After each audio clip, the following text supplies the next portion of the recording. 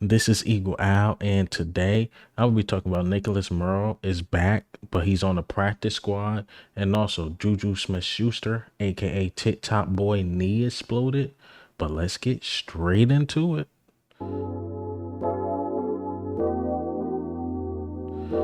All right, so let's get straight into it, man.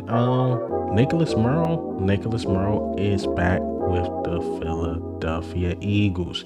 Yes, he is back, and so the Eagles made some moves. So we signed Nicholas Morrow and Tyree Phillips to the practice squad, which our practice squad was filled. So we had to release somebody or two people. So Kyron Johnson has been released, which surprised me, and this Taiwan Mullen guy. I'm not too surprised by that.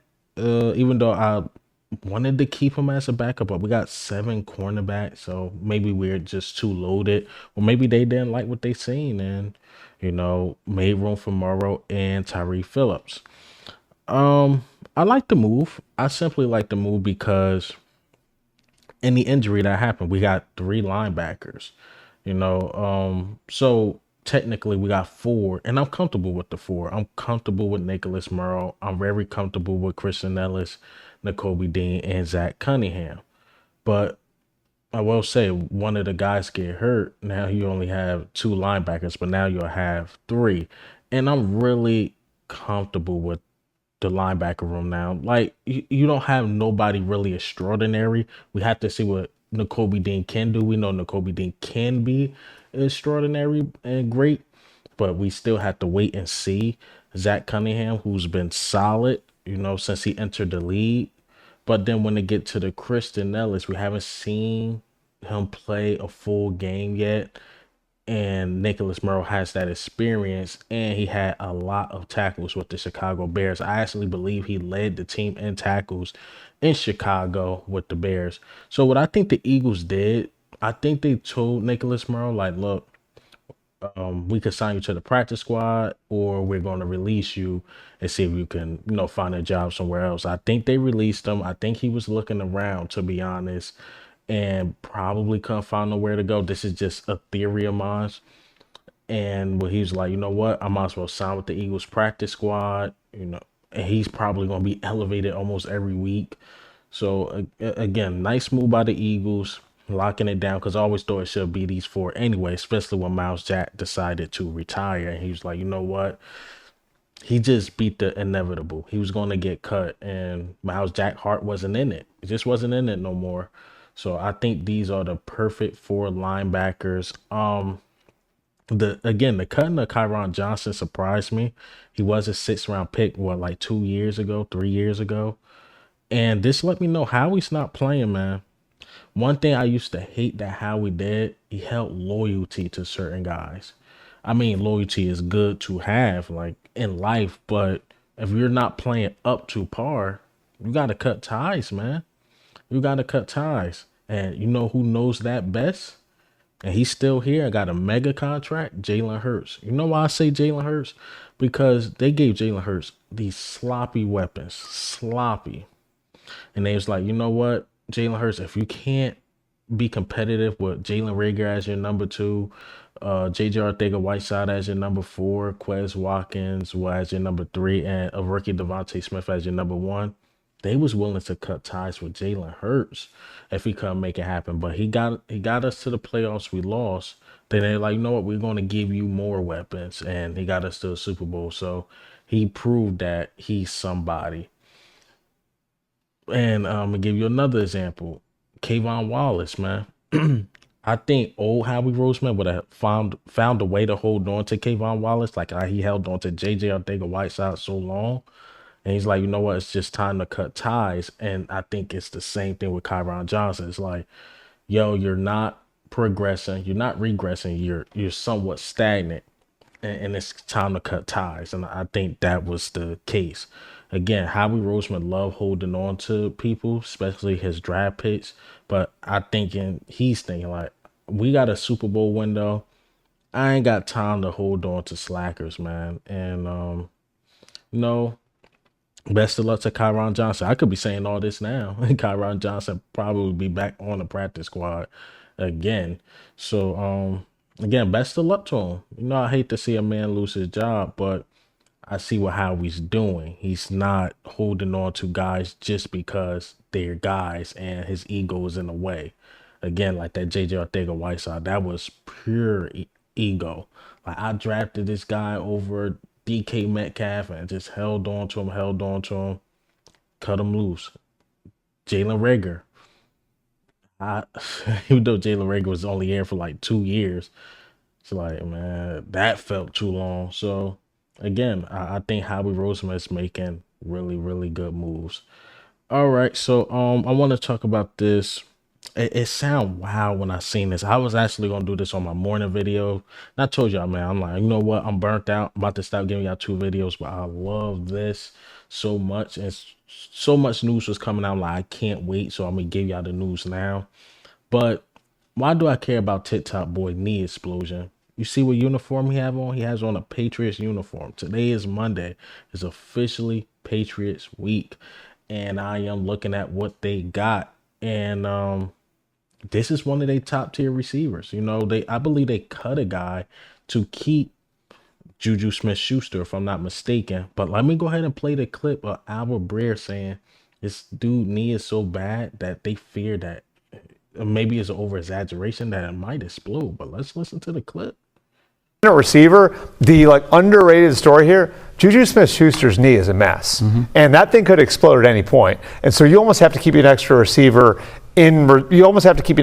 because of that. So I just look at all of this, and it's like, where are you going to find the spot for the extra kicker? The receiver spot. How many receivers are they going to keep, Greg? And how many actual bona fide NFL receivers do they have on the team? So if JuJu is healthy, they have 3. Devontae Parker, JuJu, and Kendrick Bourne. They really like Demario Douglas. They really like Kayshon Boutte. Tyquan Thornton, I don't know whether he's going to have to go on IR or not, but I think they keep 6 as of right now. Okay, but the bottom 3 are all sort of potential flyer kind of guys who we're all sort of intrigued by, and there's some upside there with those guys. But you know, that's going to fill out your receiver depth chart. You lose one of the top 3, all of a sudden, two rookies and a second-round pick who hasn't played or practiced at all is in there. Are any of those 3 guys really, really ready?